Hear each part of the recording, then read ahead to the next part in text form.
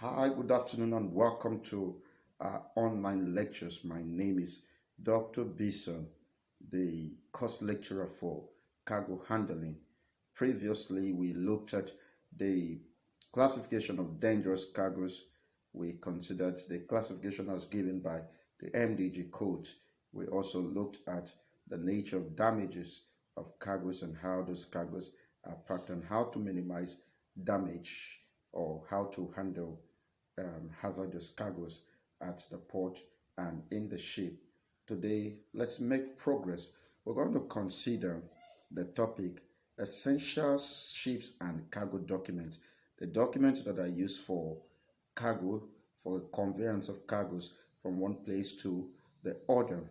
Now, what are documents? Documents are either soft or hard papers or hard or records that are kept for the purpose of future use. These documents are very important in the shipping industry and even in organization. Documents help to keep records and transactions of organization. They are used to verify um, decisions that were taken, and they help us to recall various decisions and policies that have been so made.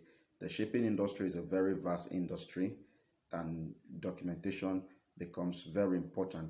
One of the key functions that is done at the port is documentation. When the cargoes arrive at the port, they go through documentation before they are cleared. During the inspection, documents are required. These documents that are required plays critical function because they reduce issues of litigation in court. These documents are written either by the ship company or the port authority or the Nigeria Custom Duty. Those who are players who are responsible at the port always issue out these documents. Now, there are numbers of documents that are used in the shipping industry. They include the bill of lading, the manifest, the cargo manifest. We have the document of readiness. We also have the notice of readiness. We have the statement of fact, and then we have the letter of indemnity, and then the Incoterm document. These are some of the documents that are used in the shipping industry. Let us look at the bill of lading. The bill of lading is a document under which cargoes are carried on board vessels. It is issued by a ship owner or signed by the shipmaster or other duly authorized persons on behalf of the ship owner to a ship, the ship of goods. This is mostly used in the international shipping. It contains several information. Now, this bill of lading, it's a document that shows the contract between the ship owner or the shipping company to the shipper. It is a document that is issued by the ship owner to show that goods have been carried by him. The document purports the state in which these goods have been received. The document serves a number of purposes. The bill of lading, of course, is one of the most important documents in the shipping industry. Basically, the bill of lading serves four key purposes. It is as a document, it serves the following purpose: as a receipt for goods on board a vessel, as an evidence of contract of carriage, as a document of title, and as a negotiable instrument. As a negotiable instrument, the bill of lading as a negotiable instrument can be used in form of a collateral between an individual and the bank. You can use it to acquire a loan from the bank. Again, it is it's a receipt. It starts as a receipt for the goods. Since goods have been given to a shipping company to carry, now this bill of lading serves as a receipt for those goods. You can tell somebody that your goods are on the high sea via presenting the bill of lading. Also, it serves as a document of contract. A contract is an agreement between two persons. So it serves as a document of contract between the ship owner and then the person who is actually sending those cargoes. Now, what are the elements we find in the bill of lading They include the name of the consignee, we have the name of the ship, we have a complete description of the cargo and their labels, the numbers of packages, the content, the measurement by volume and weight, and then the port of shipment and the port of destination. Then the mode of payment that was made. All of this is captured inside the bill of lading. Let us now consider the different types of bill of lading. There are a number of different types of bill of lading, and their usage differs from one to the other.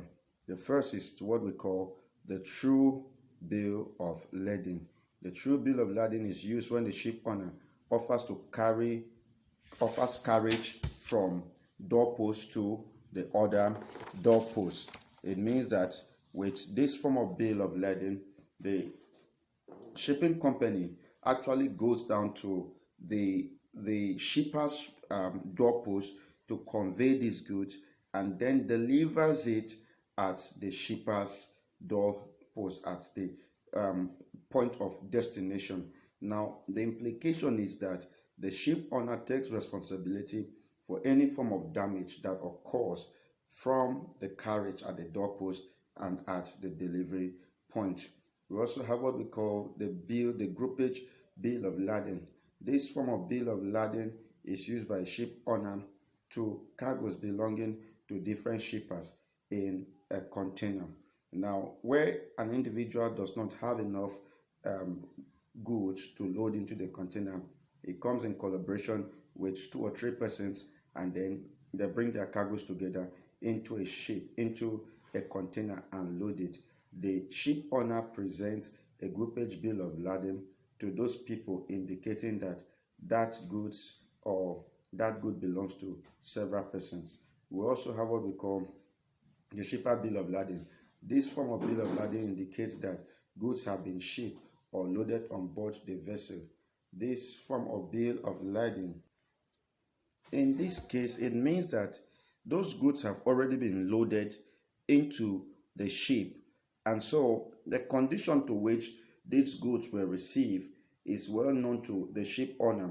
Therefore, whatever damage is incurred thereafter, the shipping company takes responsibility for that. We also have what we call the container bill of lading. As the name implies, the container bill of lading, this is issued when containers are carried, basically used when you use containers to transship your cargoes. The container bill of lading is similar to a true bill of lading. We also have a clause or dirty bill of lading. This is an event whereby the goods that are brought are having challenges. Maybe they're already damaged, maybe they're already wet, and so you give a dirty bill of lading. This indicates that those cargoes were not received in a sound condition, in a perfect condition, that one or two issues had happened to those cargoes. We have what we call the copy bill of lading. The copy bill of lading is like the duplicate of the original bill of lading. Having given the original bill of lading, you have what we call the copied bill of lading. We also have the negotiable bill of lading. This means that the bill of lading is fully negotiable by endorsement or transfer. Other transferable instrument or document whose value or title to the goods or property can be transferred from one person to another by assignment or endorsement, including checks and bill of exchange. While the non-negotiable bill of lading, this type of bill of lading is not a signed original bill of lading and is not capable of being used to transfer title in the goods described in it. It also means that the working permitting the transfer in a bill of lading has been deleted or removed. What this implies is that for a negotiable bill of lading, whenever somebody, you can sign and instruct that the receiver, who is some other person, should present maybe an ID card and those goods be given to the person. But in case of the non-negotiable bill of lading, the ownership cannot be transferred. You have to present that